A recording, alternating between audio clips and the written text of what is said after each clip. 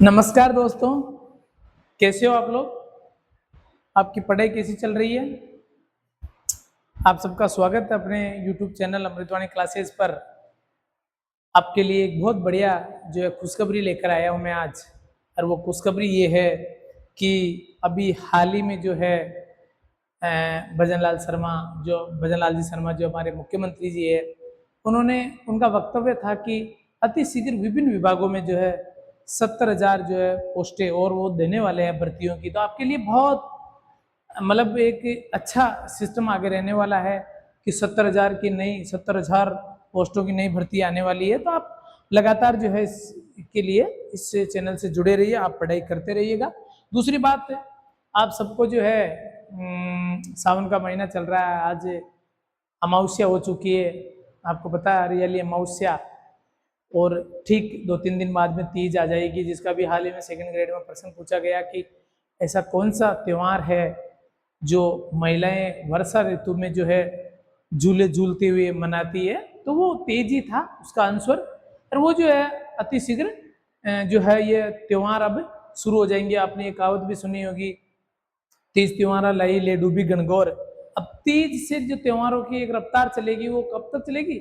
चैत्र मास में गणगौर तक चलेगी। ये चीजें तो खैर अपन आगे से आगे पढ़ते रहेंगे। आप लोगों को एडवांस में बताने का ये कारण रहता है कि जब वो टॉपिक आता है तो आप उसको सहज तरीके से जो है आपको याद हो जाए चीजें। चलो, अपन चल रहे थे राजस्थान के प्रमुख राजवंश, और उसके अंदर अपना जो है मेवाड़ राजवंश चल रहा था। और मेवाड़ राजवंश की जो है अंतिम टॉपिक में अपन पहुंच चुके हैं। उसके बाद अपना जो राजवंश है वो जो राजस्थान का अन्य जो प्रमुख राजवंश रहेगा वो लेकर अपन आएंगे। तो आज ये जो है मेवाड़ राजवंश का अंतिम चैप्टर आपके सामने है। सबसे पहले तो मैं आपसे यही बात करना चाह रहा हूं कि मित्रों, ये आप लोगों ने जिन्होंने पहले पेपर दिए हैं, कभी अपनी जो है सीधी जान पहचान रही है, अपने से प्रश्नों के बारे में चर्चा हुई, तो आपको पता है कि कई बार प्रश्न सीधे सीधे मिल जाते हैं। तो आप इस वीडियो को अपने पढ़ने वाले जो मित्र हैं, जो तैयारी कर रहे हैं, उन तक शेयर करो, भेजो, ताकि अगर किसी के भी अगर एक आध प्रश्न, 2 प्रश्न, 3 पर 5 प्रश्न अगर सीधे मिलते हैं तो उसको बहुत बेनिफिट रहने वाला है। और कंटेंट जो है आपको बहुत अच्छा जो हमने तैयार किया है वो भी आपको कहीं ना कहीं फायदा पहुंचाएगा। तो देखिए मित्रों, शुरुआत करते पर आगे।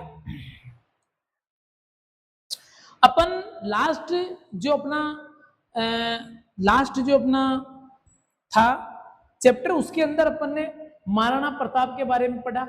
किस प्रकार महाराणा प्रताप ने अंतिम समय तक 1597 में जब उनकी मृत्यु हो गई थी तब तक उन्होंने अकबर के सामने जो है हार नहीं मानी थी। और हार नहीं मानने के कारण अकबर जो पूरे भारत में अपना राज्य करने की इच्छा रखता था, एक प्रताप के अधीनता स्वीकार न करने से उनकी मृत्यु पे बहुत बहुत दुखी हुआ था। और उस जो अकबर का जो दुख था उसके साथ ही एक बहुत शानदार प्रताप की प्रशंसा में दोहा जो है बोला गया था। बताइए आप किसने बोला था? याद आ रहा? दुर्सा आडा ने। किसने बोला था? दुर्सा आडा ने। वो कवि थे जो अकबर के दरबार में रहते थे, वो मारवाड़ के दुर्सा आडा। उन्होंने एक बहुत शानदार दोहा बोला था। वहां तक अपना लेसन अपन ने कंप्लीट कर लिया था। तो 1597 में, अब देखिएगा, 1597 से 1620 तक अमर सिंह मेवाड़ के शासक बने। बिल्कुल आपको याद रखना, महाराणा प्रताप के बाद महाराणा प्रताप के पुत्र कौन? अमर सिंह। कब से? 1597 से 1620 तक अमर सिंह जो है मेवाड़ के शासक रहे, आप याद रखना। अमर सिंह का नाम आते ही आपको कुछ कुछ याद आना चाहिए। बताओ क्या याद आया? यस, याद आया सर। क्या याद आया? कि एक तो अमर सिंह जो है वो 1580 में जो याद आया, अब्दुल रहीम खान खाना मेवाड़ अभियान पर आए थे 1580 में, याद आया? उसके डेरों से बेगमों को उठा लिया था अमर सिंह जी ने। और प्रताप ने फिर क्या बोला? प्रताप ने बोला कि नहीं, महिलाओं से हमारी दुश्मनी नहीं है, इनको सह सम्मान वापस खान खाना के डेरे में छोड़ के आओ। और जब अमर सिंह उनको वापस खान खाना के डेरे में छोड़ा, बेगमों ने जब ये बात अब्दुल रहीम खान खाना को बताई कि इस प्रकार प्रताप ने कहा कि महिलाओं का सम्मान करना चाहिए, महिलाओं से अपनी लड़ाई नहीं है, उससे सम्मान वापस पहुंचाया, तो अब्दुल रहीम खान खाना बिना युद्ध लड़े ही मेवाड़ छोड़ के वापस दिल्ली चले गए थे। कब की बात है? 1580 की बात है। तो 1580 में कौन आया था? अब्दुल रहीम खान आया था प्रताप के विरुद्ध। ठीक है, यस, ये चीज तो आपको याद, प्रश्न पूछा जाएगा। खाना अब्दुल रहीम खाना बिना युद्ध लड़े क्यों गया? वो प्रताप की उद्धार नीति को देखकर, प्रताप के व्यवहार से प्रसन्न होकर गया था, याद रखना। इसके अलावा अमर सिंह ने, याद आया 1582 आया सर, क्या याद आया 1582 का? 1582 का याद आया सर कि 1582 में दिवेर कौन सी नदी याद आई? जी सर, कौन सी नदी? कोठारी। वही दिवेर के थाने में किसको बिठा रखा था अकबर ने? सुल्तान खां को। किसको बिठा रखा था? सुल्तान खां को। और उसी सुल्तान खां पे आक्रमण कर दिया था किसने? अमर सिंह जी ने, और मौत के घाट उतार दिया था। और फिर मुगल सेना धीरे धीरे भागने लगी मेवाड़ छोड़कर, और महाराणा प्रताप ने दिवेर युद्ध के बाद जो है वापस मेवाड़ में अपने इलाकों पर धीरे धीरे वापस कब्जा करना शुरू कर दिया था। तो इसको, दिवेर के युद्ध को कर्नल टोड ने क्या कहा, जरा बताओ, क्या कहा? यस, मेवाड़ का मैराथन। क्या कहा था? एक तो कहा था मेवाड़ का मैराथन, याद आया? दिवेर युद्ध मेवाड़ का मैराथन और राणा प्रताप के गौरव का प्रतीक, याद आया? प्रतीक, महाराणा प्रताप के गौरव का प्रतीक माना था ना कर्नल टोड ने। यस, बस ये चीज आपको याद रखनी है। और वही महाराणा अमर सिंह जी का शासनकाल कब रहता है? 1597 से 1620, याद रखना। अब देखो क्या होता है, युवराज करण सिंह जो अमर सिंह के पुत्र थे, युवराज करण सिंह तथा सरदारों के दबाव में आकर अमर सिंह ने दिल्ली सुल्तान जहांगीर, देखिएगा दिल्ली सुल्तान जहांगीर कब? 1615। तो अकबर की भी क्या हो गई थी? मृत्यु। 1605 के आसपास जो अकबर की मृत्यु हो गई थी, और वहां दिल्ली में भी नए बादशाह बैठ चुके थे। कौन? जहांगीर। और फिर जहांगीर ने जो है, जब अकबर नहीं जीत पाया प्रताप को, तो जहांगीर के मन में लालसा हुई कि मैं मेवाड़ जरूर जीतूंगा, और इसलिए वो मेवाड़ पर चढ़ाई करने का प्रयास करने लगे जहांगीर। लेकिन मेवाड़ के अंदर जो सरदार और युवराज करण था, उन्होंने अपने पिताजी अमर सिंह जी पर दबाव बनाया कि मेवाड़ कब तक मुगलों का संघर्ष करता रहेगा, झेलता रहेगा। अगर मुगल सम्मानजनक अगर संधि करना चाहे तो हमें कर लेनी चाहिए। अमर सिंह नहीं चाहता था संधि करना, अमर सिंह किसी भी कीमत पर संधि करना नहीं चाहता था। लेकिन युवराज करण के और अन्य सरदारों के दबाव में आकर 1615 में मेवाड़ ने मुगलों से संधि कर ली। 1615 में मुगल मेवाड़ संधि हुई, जिसे चित्तौड़गढ़ की संधि भी कहते हैं। याद रखना, गांठ बांध लेना, मुगल मेवाड़ संधि 1615। ऐसी ही संधि नहीं थी, सम्मानजनक संधि थी। मेवाड़ वासियों की बातों को माना गया था। इस संधि से 90 वर्षों से चला आ रहा मुगल मेवाड़ संघर्ष समाप्त हो गया। चित्तौड़ फिर से सिसोदियों के अधीन आ गया। आपको याद आया? चित्तौड़ मुगलों के अधीन कब चला गया, जरा बताओ, कब चला गया? यस, कब गया? याद आया आपको? कब? 1567 में। कब चला गया? 1567 में। याद आया? बिल्कुल सर, 1567 में जब उदय सिंह थे, उस समय उदय सिंह थे, तब अकबर ने आक्रमण किया था। किसके नेतृत्व में किया, जरा बताओ? कुली खां। किसके नेतृत्व में किया? कुली खां। कुली खां शासक, वो सेनापति बन के आया था। कुली खां ने चित्तौड़ में आक्रमण किया। उदय सिंह अपने सरदारों के कहने पर जो चित्तौड़ छोड़कर कहां चले गए थे? उदयपुर चले गए थे, जो उनकी नई राजधानी थी। प्रताप ने जिद भी की थी, लेकिन मानी नहीं गई प्रताप की बात। उसके बाद जयमल मेड़तिया और फत्ता सिसोदिया ने बहुत बहादुरी से लड़ते हुए जो है वीर गति को प्राप्त हुए, केसरिया धारण किया, जोहर हुआ, फूल कंवर ने जोहर किया, और वो मेवाड़ का दूसरा शाखा था। कौन सा शाखा था? सॉरी, तीसरा शाखा, मेवाड़ का तीसरा शाखा, क्योंकि 1303 में पहला हो चुका था, और उसके बाद 1534 में दूसरा हो चुका था, और 1567 में तीसरा शाखा जो अपन पढ़ चुके। तीसरा शाखा उसी समय चित्तौड़ किसके अधीन चला गया था? मुगलों के अधीन चला गया था चित्तौड़। इतना बढ़िया लड़ाई लड़ी थी जयमल मेड़ती और फत्ता सिसोदिया ने कि अकबर उनसे खुश होकर आगरा के किले के बाहर दोनों की मूर्तियां बनवा दी थी उन्होंने, कि बहुत बढ़िया लड़ाई उनकी हुई थी। लेकिन उसके बाद कत्लेआम हुआ, ये सब चीजें हुई।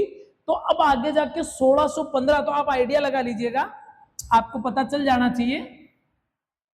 देखो, अब आप देखिए 1567 से 1615 तक चित्तौड़ मुगलों के अधीन रहा, इस बात को याद कर लेना। 1567 में चित्तौड़ को मुगल जीत गए। जो 1615 की जो मुगल मेवाड़ संधि हो रही है, तब मुगलों ने चित्तौड़ वापस किनको दिया? सिसोदियों को दिया। भाई ये चित्तौड़ दुर्ग आप रख लो। लेकिन अब आगे याद रखना, जब संधि हुई तो संधि में ये शर्त रखी गई थी, उन्होंने चित्तौड़ तो दे दिया, लेकिन उन्होंने साफ कहा था कि चित्तौड़ की मरम्मत कोई भी महाराणा नहीं करवाएगा। इस लाइन को अच्छे से याद रखना। क्या कहा मुगलों ने? जहांगीर ने क्या शर्त रखी कि चित्तौड़ तो हम दे देंगे आपको, लेकिन चित्तौड़ में आप मरम्मत नहीं करवाओगे, पहली शर्त। तो मेवाड़ से भी इन्होंने दो शर्तें रख दी बढ़िया, कि एक तो महाराणा खुद कभी भी दिल्ली दरबार में उपस्थित नहीं होगा। जहांगीर ने तुरंत मान ली, ठीक है, युवराज को भेज दिया जाएगा सेवा के लिए, लेकिन महाराणा स्वयं कभी दिल्ली दरबार में उपस्थित नहीं होगा। जहांगीर ने मान लिया इसको। दूसरी शर्त क्या रखी मेवाड़ वालों ने? दूसरी शर्त यह रखी कि कभी भी सिसोदिया राजवंश मुगलों से वैवाहिक संबंध करने के लिए बाध्य नहीं होगा। और जहांगीर ने यह बात भी हूबहू मान ली कि हम कभी भी मेवाड़ के ऊपर जो वैवाहिक संबंध बनाने का दबाव नहीं बनाएंगे। इन शर्तों के साथ क्या होती है? 1615 की मुगल मेवाड़ संधि होती है, जिसे क्या कहा जाता है? चित्तौड़ संधि कहा जाता है। और ये संधि के तहत चित्तौड़ वापस सिसोदियों के पास आ गया, जो कब से मुगलों के पास था? 1567 से 1615 तक मुगलों के पास था चित्तौड़। अब आगे चलिएगा, देखिए चित्तौड़ फिर से सिसोदियों के अधीन आ गया। आहड़ में अमर सिंह की मृत्यु हो गई। आहड़ आते ही आपके दिमाग में आ जाना चाहिए, क्या किसी ने आहड़ को अपनी राजधानी बनाई थी? यस सर, आहड़ को बनाई थी मेवाड़ के एक शासक ने। तो जरा नाम बता दीजिए मुझे, बताओ फटाफट। यस, किसने? अलर्ट ने बनाई थी सर। अलर्ट ने आहड़ को अपनी दूसरी राजधानी बनाई थी। तो पहली कौन सी थी उस समय? नागदा थी सर। कौन सी थी? नागदा थी। और अलर्ट ने तो आहड़ को दूसरी राजधानी बनाई। याद रखना, आहड़ में किसी भी प्रकार से कोई मंदिर या कोई इमारत अगर उससे निर्माण से संबंधित प्रश्न पूछ ले तो निसंदेह अलर्ट कर देना आप, क्योंकि अलर्ट की राजधानी आहड़ थी। तो वहां निर्माण का कार्य कौन कराएगा भैया? अलर्ट ही कराएगा ना। दूसरे शासक वहां तक गए नहीं थे, आहड़ से उनको दिलचस्पी नहीं थी, लेकिन अलर्ट की राजधानी थी आहड़। इसलिए आहड़ में किसी भी मंदिर का निर्माण हो, इमारत का निर्माण से संबंधित कभी भी second grade, first grade, third grade, या कभी भी सीईटी में अगर प्रश्न पूछ ले कि आहड़ में फला मंदिर का निर्माण किसने करवाया, और ऑप्शन में अगर अलर्ट मिलता है तो टिक कर दीजिएगा। बिल्कुल निश्चिंत होकर, निसंदेह होकर आप टिक कर दीजिएगा, उसमें कोई संदेह नहीं होगा। आगे चलिएगा। तो आहड़ में किसकी मृत्यु हो रही है? आहड़ में मृत्यु हो रही है अमर सिंह जी की। और अमर सिंह जी की मृत्यु आहड़ में हुई, तो उनकी छतरी भी आहड़ में बनाई गई। तो मुझे जरा बता दो, मृत्यु पर आ गए अपन, तो राणा प्रताप की मृत्यु कहां हुई भी? बता दो मुझे जरा, याद आया? यस सर, ये तो हमें अच्छे से याद है। ये बहुत बढ़िया आपका, कहाँ? बारडोली। कहाँ हुई? बारडोली के अंदर। और बारडोली के अंदर ही राणा प्रताप की छतरी बनी हुई है, याद रखना, बारडोली के अंदर राणा प्रताप की। तो राणा कुंभा की मृत्यु कहां हुई भाई? राणा कुंभा की, बस यस, मामा तालाब की पाल। मामा तालाब की पाल। मामा तालाब कहां? कुंभलगढ़। किसने की? उसके पुत्र उदय या उदयराज ने। समझ में आ गई? Yes sir. बस इसी प्रकार से आपको याद करते हुए चलना है। तो अमर सिंह की मृत्यु कहां हुई? आहड़ में। कहां हुई? आहड़ में। अब आगे चलिएगा। 1597 में महाराणा प्रताप की मृत्यु हो रही, अमर सिंह शासक बन रहे। 1597 से 1620 तक अमर सिंह शासक रहे। उनके शासनकाल की महत्वपूर्ण बात, मेवाड़ मुगल संधि 1615, चित्तौड़ की संधि भी कहते हैं। चित्तौड़ दोबारा सिसोदियों के पास आ गया, बेशर्त मरम्मत करने का अधिकार नहीं मिला। याद रखना, मेवाड़ मुगल संधि। अब देखो 1620 में करण सिंह, जिसके दबाव में अमर सिंह जी ने संधि की थी, अमर सिंह जी खुद नहीं करना चाहते थे। 1620 से 1628 तक राणा करण सिंह ने शासन किया। करण सिंह ने अपने राज्य को परगनों में बांटकर, याद रखना, मुगलों ने भी अपने शासन को किसमें बांट रखा था? परगनों में। और फिर संधि हो गई तो करण सिंह ने अपने मेवाड़ राज्य को भी किसमें बांट दिया? परगनों में। और उसके बाद पटेल, पटवारी और चौधरियों की नियुक्ति की उन गांवों में देख रेख के लिए, उन परगनों में देख रेख के लिए। ये प्रश्न कभी नहीं बना अभी तक, याद रख लेना। प्रश्न कभी भी बन सकता है, आपको अच्छे से याद रखना है। क्या कि मेवाड़ जो राजवंश था वो अपने राज व्यवस्था में परगनों में कब बांटा? किसने बांटा? तो करण सिंह ने। शासनकाल आ जाओ तो 1620 से 28, और परगनों में बांटकर किनकी नियुक्ति कर रहे हैं करण सिंह जी? पटेल, पटवारी और चौधरियों की नियुक्ति कर रहे हैं। खुर्रम को, अब देखिएगा, फिर राज बदल रहा दिल्ली में। प्रताप के समय अकबर, यस। उदय सिंह के समय अकबर, यस। विक्रमादित्य के समय बताओ जरा कौन था? हुमायूं। आया था बेचारा मदद करने, लेट हो गया था। दूसरा साका उस समय हुआ था। हाडा रानी कर्मावती ने, कुछ याद आया? आ गया सर, याद आया ना? गुजरात के जो सुल्तान थे बाज बहादुर, याद आया? यस, बाज बहादुर ने आक्रमण कर दिया था।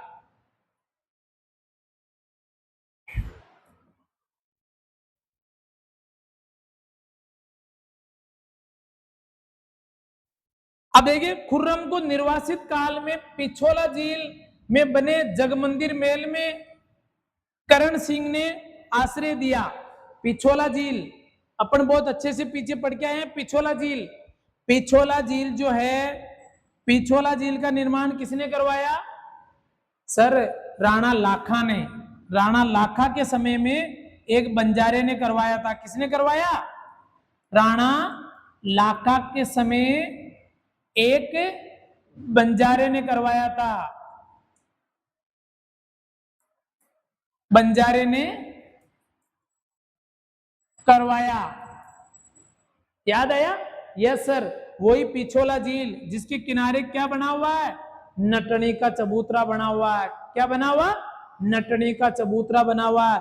उस पिछोला झील में एक जग मंदिर जो महल है, उसमें करण सिंह ने खुर्रम को निर्वासित समय में आश्रय दिया। अब आप सोचोगे खुर्रम की कहानी क्या है सर?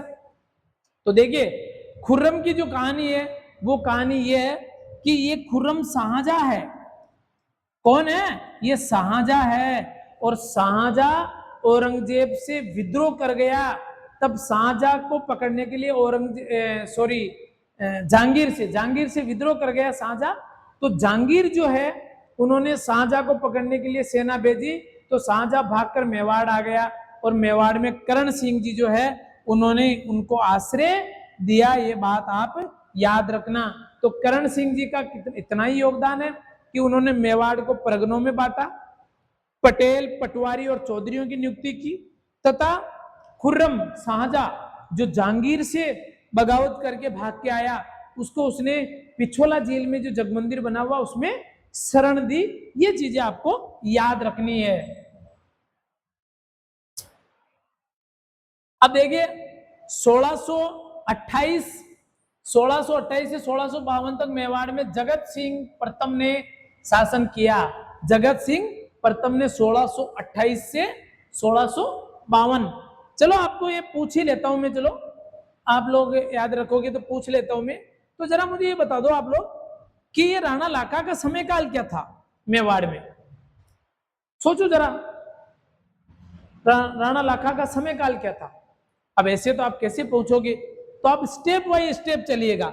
स्टेप बाय स्टेप कैसे कि सर हम अभी चल रहे हैं करण सिंह पर, तो ठीक है, करण सिंह का तो अपने हो गया 1620 से 28। जगत सिंह प्रथम का भी हो गया 28 से 52। उससे पहले चलते तो सर हमें याद है अमर सिंह का भी हो गया 1597 से 1620 तक। ठीक है, इसे पीछे कैसे चलोगे, अब पीछे चलिएगा 1572 से 97 प्रताप, 40 से 72 बताओ कौन है, उदय सिंह। इससे पहले चलो 36 से 40 कौन है, बनवीर, यस। इससे पहले चलो 31 से 36 विक्रमादित्य, यस। और उससे पहले चलो 28 से 31 रतन सिंह, यस। और उससे पहले चलो 28 तो 1509 से 1528 तक राणा सांगा, यस। तो उससे पहले चलो तो क्या आएगा 1400, कहां आ गए थे 1528 तक, 1509 से 1528 तक। तो 1400 कितना 81 से 1481 से 9 तक कौन, रायमल 68 से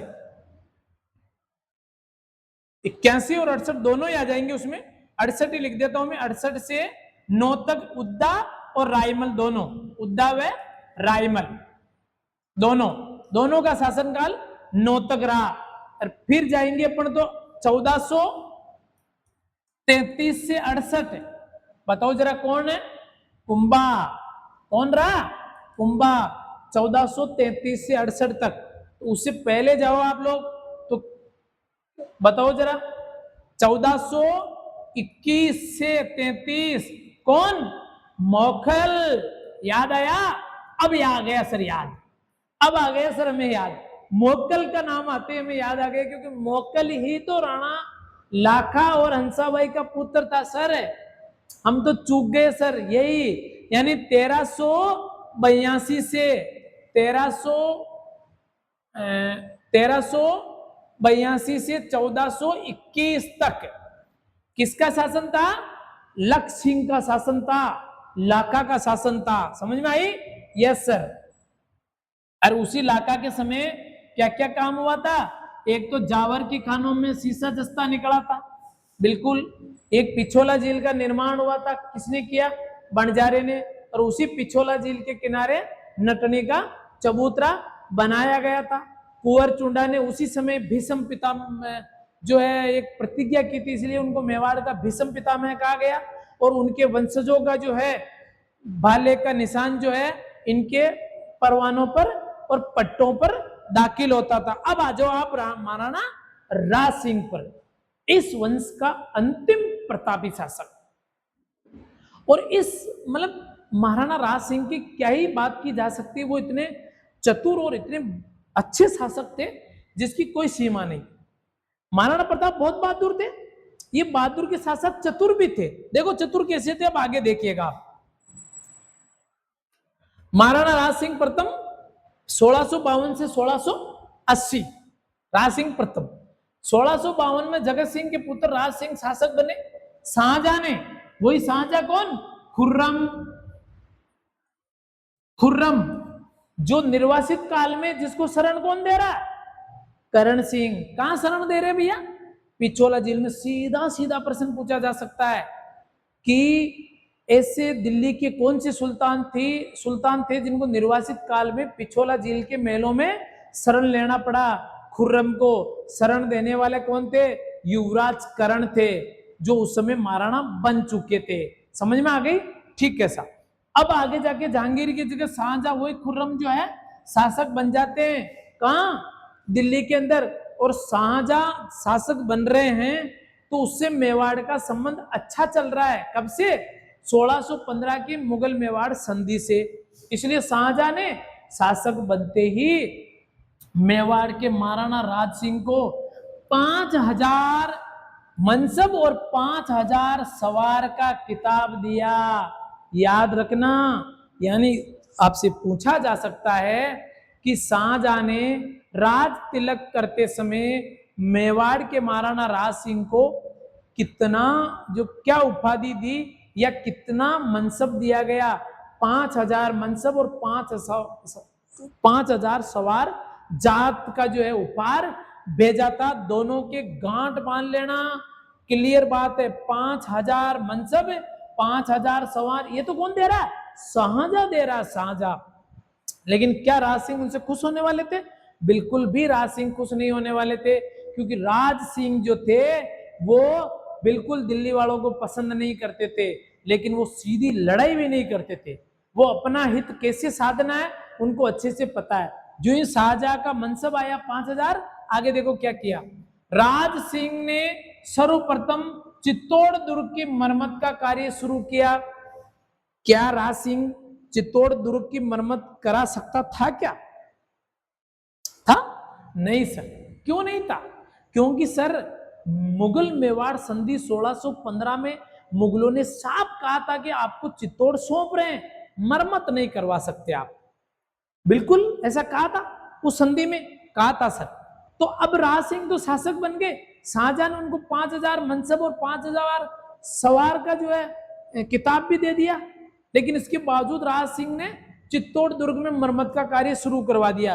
और जो ही मरम्मत का कार्य की सूचना दिल्ली पहुंची, दिल्ली वाले बिफर गए कि राज सिंह ने तो है जो संधि के उल्लंघन कर दिया, संधि की शर्तों का उल्लंघन किया।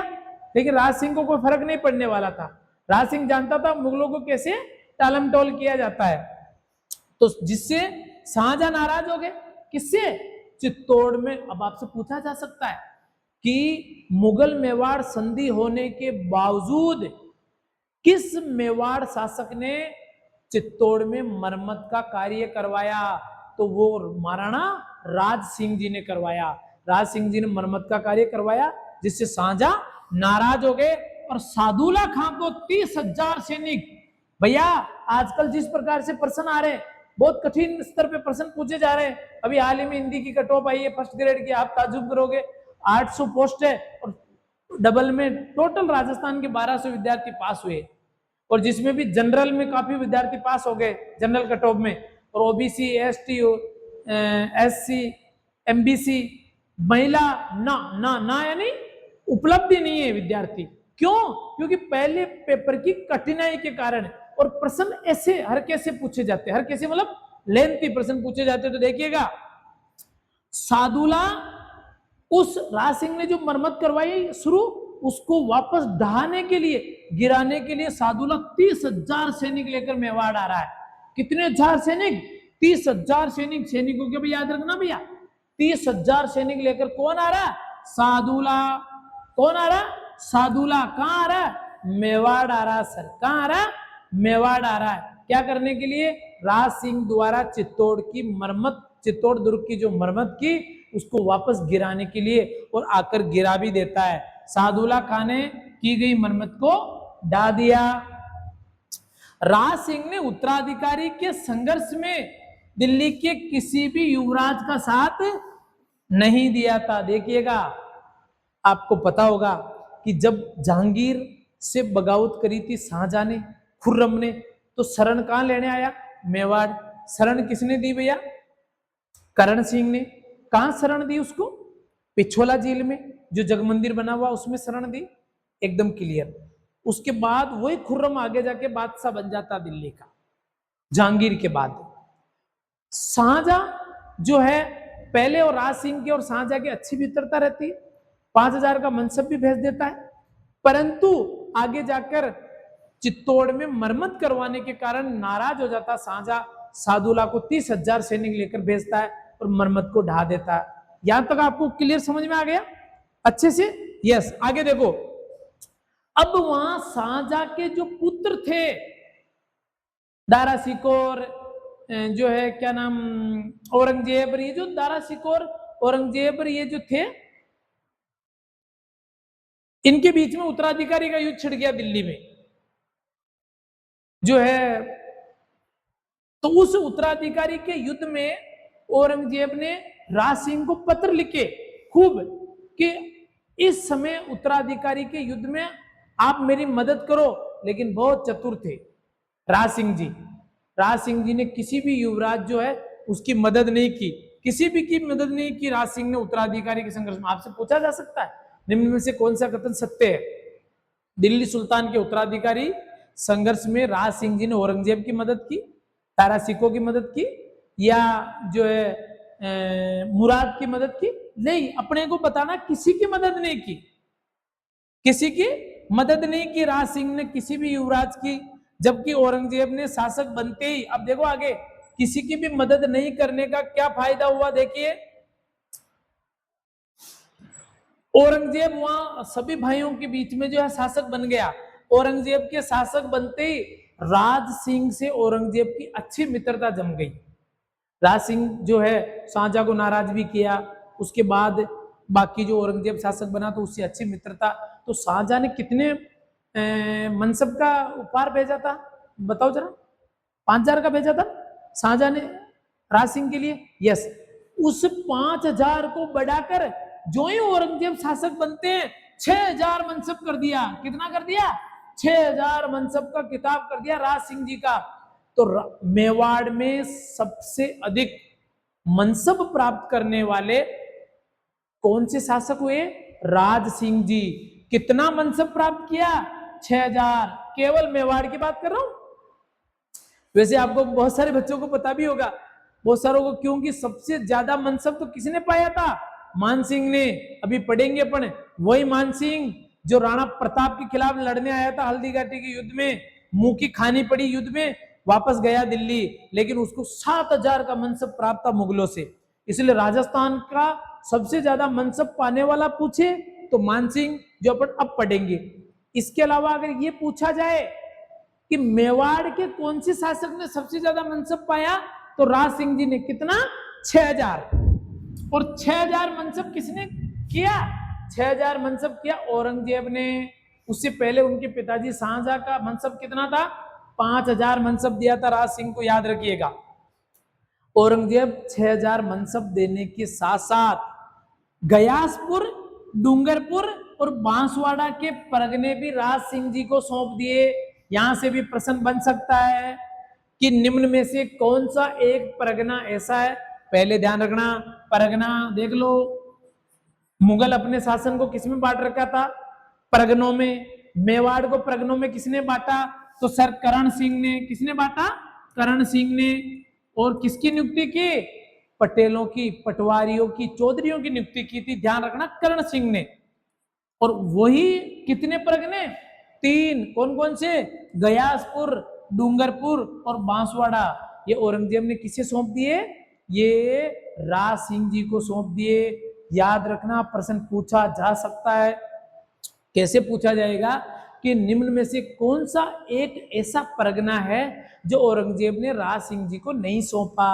3 आएंगे, गयासपुर, डूंगरपुर, बांसवाड़ा। चौथा को काट देना कि ये नहीं था। आएगा कि महाराणा राज सिंह जी को 6,000 का मनसब किसने प्रदान किया? शाहजहां ने, औरंगजेब ने, जहांगीर ने।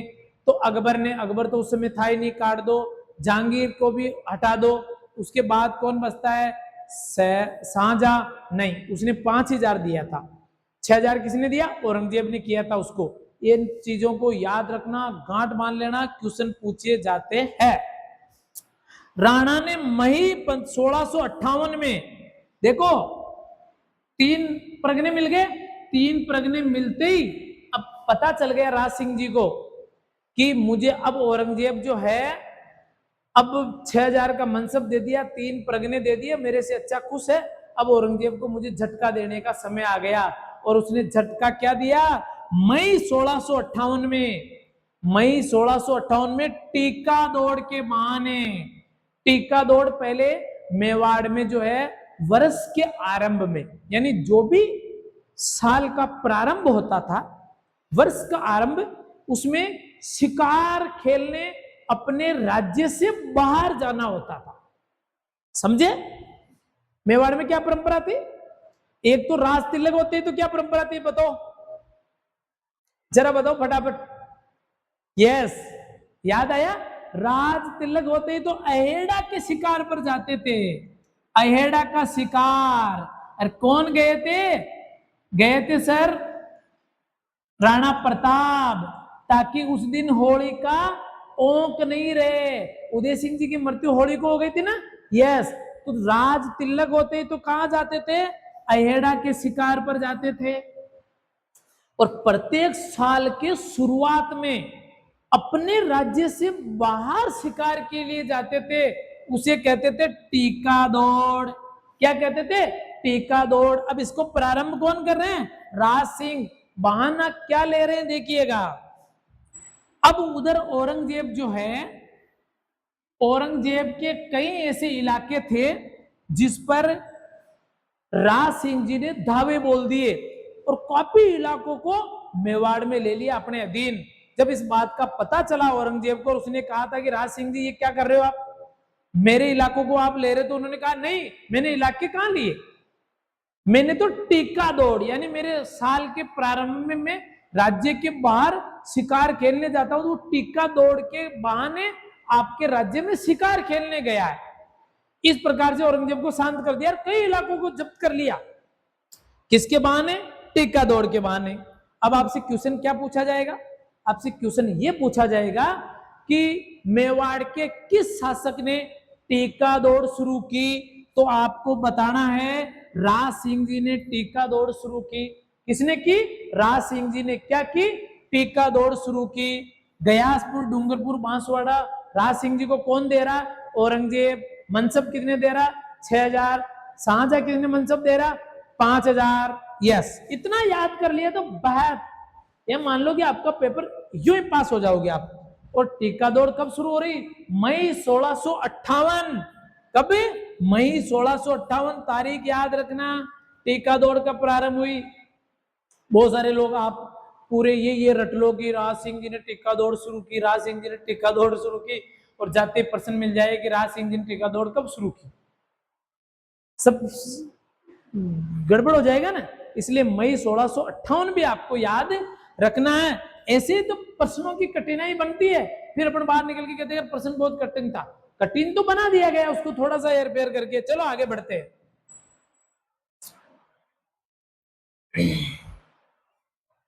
देखिएगा, राज सिंह जी 58 में टीका दौड़ शुरू करते, काफी इलाके किसके? औरंगजेब के जब्त कर लेते हैं। उसके बाद 1660 में राणा राज सिंह जी को एक चारुमती का पत्र प्राप्त होता है। आप कहोगे सर चारुमती कौन? चारुमती किशनगढ़ के एक महाराज थे, मान सिंह जी, उनकी बहन थी मान सिंह जी की।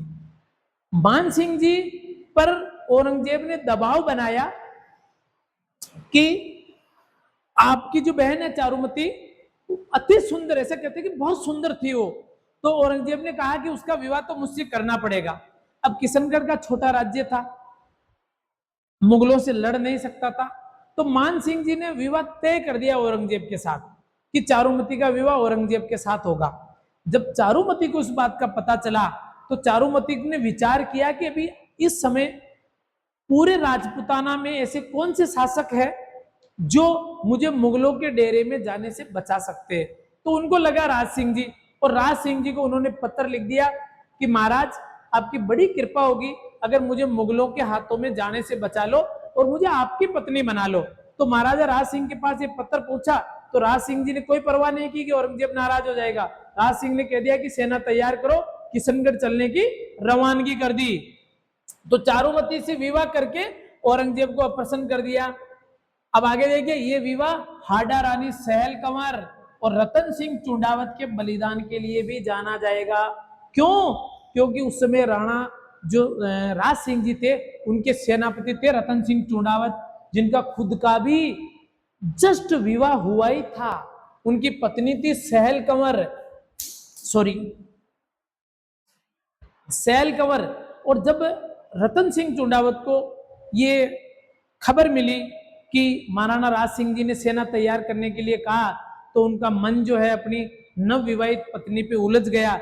तो जब उन्होंने सेनानी मांगी तो सहल कंवर ने सोचा कि शायद अपने जो पति देव है जो रतन सिंह जी चुंडावत, वो शायद अपने कर्तव्यों का सही से निर्वहन नहीं कर पाएंगे, इसलिए उन्होंने जो अपनी गर्दन काट के सेनानी के रूप में भेज दी थी रतन सिंह के पास। और रतन सिंह उसी गर्दन को जो है हार की तरह अपने गले में वरण करके और किशनगढ़ की सीमा पर मुगलों से इस प्रकार से लड़े थे कि जब तक चारुमती को विवाह करके राज सिंह किशनगढ़ से राज सिंह जी किशनगढ़ की सीमा से बाहर नहीं चले गए, तब तक किसी भी मुगल सैनिक को किशनगढ़ में नहीं घुसने दिया। और अंत में वो अपने जो है प्राणों से हाथ धोए, अंत में उन्होंने वीर गति को प्राप्त किया। तो चारुमती का विवाह राज सिंह जी से हुआ। जब ये खबर, जब सेना हार गई औरंगजेब की, तो औरंगजेब बहुत नाराज हुआ राज सिंह जी से। उन्हें कहा कि यार, जब मैं विवाह करने आ रहा हूं तो आप विवाह करके चले गए, ये कैसी बात हुई? तो उन्होंने पहले ही कहा था कि याद कीजिए, मेवाड़ मुगल संधि, हम विवाह के लिए बाध्य नहीं है, नहीं तो हमारी राजकुमारियों का वह विवाह करेंगे और न किसी राजकुमारी का विवाह होने देंगे, हमारी जब तहां तक पहुंच होगी। इस प्रकार से दोनों के बीच में अनबन हुई। आगे देखिएगा, अब ये लाइन तो बहुत इंपॉर्टेंट है, इस लाइन को तो आप अच्छे से याद कर ले। देखिएगा ये लाइन, इस लाइन में क्या है जरा बताओ। ये लाइन है 1679 में औरंगजेब ने हिंदुओं पर जजिया कर, गारंटी डाल लीजिए, इस पर गारंटी लिख लीजिएगा कि किसी न किसी एग्जाम में पूछा जाएगा। पूछा कैसे जाएगा? 1679 के अंदर हिंदुओं पर जजिया कर किसने लगाया? तो औरंगजेब ने।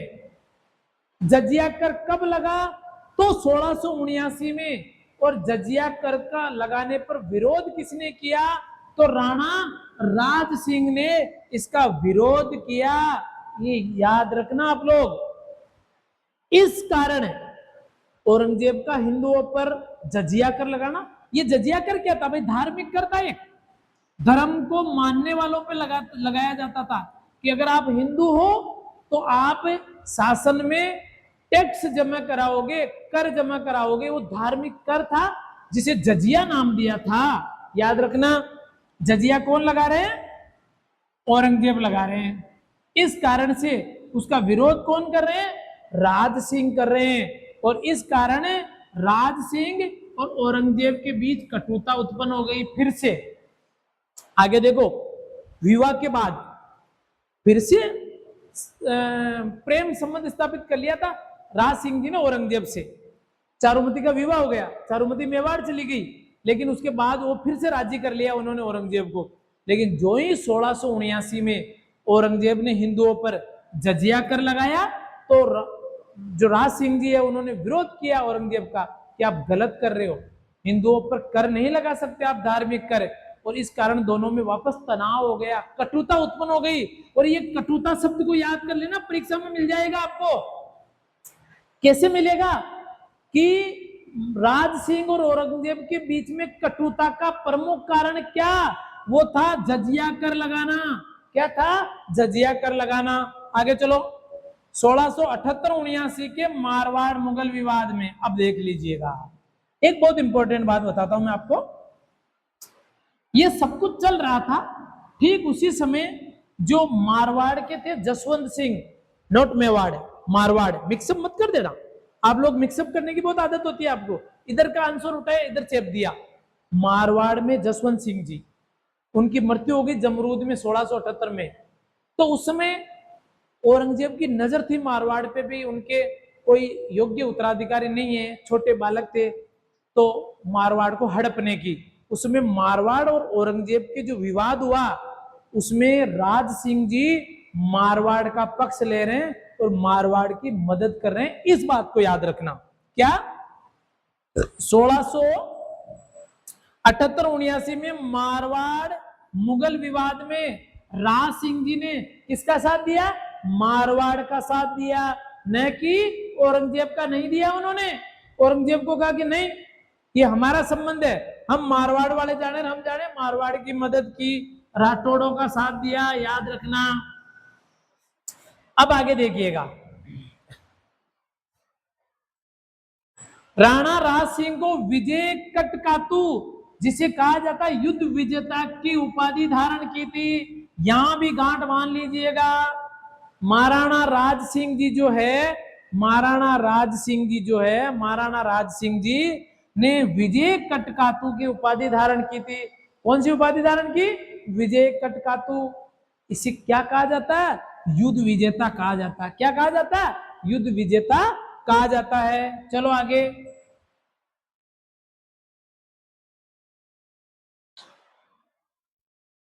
देखो, बहुत इंपॉर्टेंट।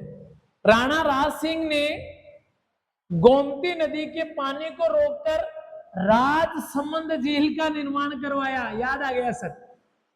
अब तो याद आ गया सर, हमें कहते हैं याद कंप्लीट। और क्या याद आया सर? वही सर, राजसमंद झील सर। राजसमंद झील की अब इसमें लिख ही दिया मैंने, तो बता ही दूं, जिसकी 9 चौकी की पाड़, यस सर हमें पता है, 9 चौकी की पाड़ है, जिसके ऊपर जो है 25 9 चौकी की पाड़, जिस पर 25 काले रंग की संगमरमर की शिलाओं पर रणछोड़ भट्ट तेलंग ने क्या लिखी थी भैया? राज प्रशस्ति लिखी थी। 24 अध्याय थे, 1106 श्लोक थे, संस्कृत शिलालेख था, जिसमें काल भोज से लेकर, वही काल भोज कौन? बप्पा रावल। बप्पा रावल, यस याद आया सर, कौन? बप्पा रावल। तो बप्पा रावल से लेकर राज सिंह तक के शासकों का वर्णन है। झील के किनारे राजनगर नामक कस्बा बसाया गया, राजनगर, जिसे अभी वर्तमान में क्या कहते हैं? राजसमंद कहते हैं। क्या कहते हैं? राजसमंद। क्या कहते हैं मित्रों अभी वर्तमान में? राजसमंद कहते हैं इस राजनगर को। जो राजनगर किसने बसाया था? राज सिंह जी ने बसाया था। राजसमंद झील का निर्माण राज सिंह जी कहां? गोमती नदी के जल को रोककर। उसकी है 9 चौकी की पाल। उस पर कौन सा अभिलेख लिखाया गया? शिलालेख राज प्रशस्ति। किसने लिखा? रणछोड़ भट्ट तेलंग ने 25 काले रंग की संगमरमर की शिलाओं पर। आगे देखिएगा, राज सिंह के शासनकाल में कवि सदाशिव, इनको गांठ बांध लेना भाई, रणछोड़ भट्ट तो अपने याद कर चुके हैं, तेलंग तो। सदाशिव ने राज रत्नाकर, ये कौन से कवि आ रहे हैं? जिन्होंने राज सिंह के शासन काल के दौरान ग्रंथ लिखे। ट्रेंडिंग में है, ट्रेंडिंग में है भैया ये। इस टॉपिक को याद कर लेना 3-4 लाइनें। फिर कहोगे सर आपने तो इंपॉर्टेंट तो बताया नहीं था। सारी चीजें इंपॉर्टेंट है, लेकिन मैंने पहले ही बोला था अपन पेपर सेटर का केवल ट्रेंड देख सकते हैं, और ये चीज ट्रेंडिंग में है, मैं अभी से बता रहा हूं आपको। आप इसको, राज सिंह के शासनकाल में कवि एक तो सदाशिव याद रखना, जिसने राज रत्नाकर लिखा। लाल भट्ट ने राज सिंह प्रभा लिखा। मुकुंद ने राज सिंहाष्टक लिखा। किशोर दास ने राज प्रकाश लिखा। और मान ने राज विलास लिखा। गिरधर आसिया ने सगत रासो लिखा। आप इसका तो स्क्रीनशॉट रख ले अपने पास। और ये जो मैंने स्टार लगाया है, इस स्टार को आप अच्छे से याद कर लो, स्क्रीनशॉट खींच लेना। 1 लाइन, 2 लाइन, 3 लाइन गांठ बांध लेना, क्वेश्चन मिल जाएगा, क्योंकि ट्रेंडिंग में है। आगे देखिएगा, आगे देखिएगा भाई, राज सिंह के शासनकाल में कवि सदाशिव हो ही गया। कुंभा के समय में एक शिल्पीकार था मंडन। याद आया? आ गया सर, अब नहीं भूल सकते। मंडन तो हमें बहुत अच्छे से याद है सर। क्या याद है जरा बताओ सर? मंडन चित्तौड़गढ़ दुर्ग का शिल्पीकार है सर, हमें अच्छे से याद है, वेरी गुड, बहुत बढ़िया। चित्तौड़गढ़ सॉरी कुंभलगढ़ दुर्ग, कुंभलगढ़ दुर्ग, कुंभलगढ़ दुर्ग का शिल्पी कौन था? मंडन था सर, कौन था? मंडन। और उसी मंडन ने एक तो राजवल्लभ ग्रंथ लिखा, कौन सा लिखा? राजवल्लभ ट्रेंडिंग में है। एक लिखा देव मूर्ति प्रकरण, दोनों के गांठ बांध लेना, ये तो है मंडन के। ये जितनी में ये एक लाइन 2 3 4 5 भैया गारंटी लिख लीजिएगा, कोई ना कोई एग्जाम में मिल जाएंगे। ये राज रत्नाकर सदाशिव की, लाल भाट की जो है राज सिंह प्रभा, मुकुंद की राज सिंहाष्टक, किशोर दास की राज प्रकाश और मान की राजविलास, गिरधर आशय की सगत रासो। इसके अलावा कुंभा के समय में कौन थे? मंडन थे। कौन से दुर्ग के शिल्पकार? कुंभलगढ़ दुर्ग के। उसने 2 ग्रंथ भी लिखे, कौन सा? एक तो राजवल्लभ लिखा और एक देव मूर्ति प्रकरण लिखा। कौन सा लिखा? देव मूर्ति प्रकरण है। इसके अलावा अगर विश्व वल्लभ आ जाए तो आप ये मत कर देना भूल गए सर के, अरे नहीं भूल नहीं सकते भाई अपन। विश्व वल्लभ आ जाए तो चक्करपाणी मिश्र, याद आया? प्रताप के समय विश्व वल्लभ चक्करपाणी मिश्र कहां कब था? प्रताप के समय। और राजवल्लभ ये था कुंभा के समय मंडन का। किसका था? मंडन का। देव मूर्ति प्रकरण भी मंडन की थी। मनोत नैणसी भी एक इतिहासकार हुए राजस्थान में, जिन्होंने गुहिलों की 24 शाखाओं का उल्लेख किया। मनोत नैणसी कहते थे कि पूरे राजस्थान में जो गुहिल साम्राज्य है उनकी 24 शाखाएं अलग अलग, जैसे मेवाड़ हो गई, डूंगरपुर हो गई, बांसवाड़ा हो गई, इस प्रकार से 24 शाखाएं बताई थी उन्होंने। तो ये भी याद रखना, 24 शाखाओं का उल्लेख किसने किया? मनोत नैणसी ने। किसने किया भाई? मनोत नैणसी ने किया 24 शाखाओं का उल्लेख। राजवल्लभ मंडन, देवमूर्ति प्रकरण मंडन। और ये आप इसको याद रख लेना, ये ट्रेंडिंग में है भैया, इसको अच्छे से आप स्क्रीनशॉट ले लेना, आप इनका स्क्रीनशॉट ले लेना। ये इस वाली का तो लाइन का मैं कम से कम इसका तो ध्यान रख के लेना आप लोग, फिर आप ये कह दो कि सर हमें तो बताया ही नहीं गया। तो मैं बता रहा हूं, ट्रेंडिंग ही पहचान सकते अपन, बाकी पेपर वाला क्या बनाता है अपन नहीं पहचान सकते, ये याद रखना। इसलिए इसको तो आप याद कर लेना अच्छे से। ठीक है मित्रों, अगला टॉपिक जो है अपना नया राजवंश लेकर आएंगे, क्योंकि मेवाड़ राजवंश में जो है जितने भी प्रसिद्ध प्रतापी शासक जहां जहां से प्रश्न उठने की संभावना है वो सब अपन ने इसमें ले लिया है। 10 इसकी क्लास अपनी रही, लंबा था लेकिन अपन ने बहुत अच्छे से जो इसको लिया है मित्रों।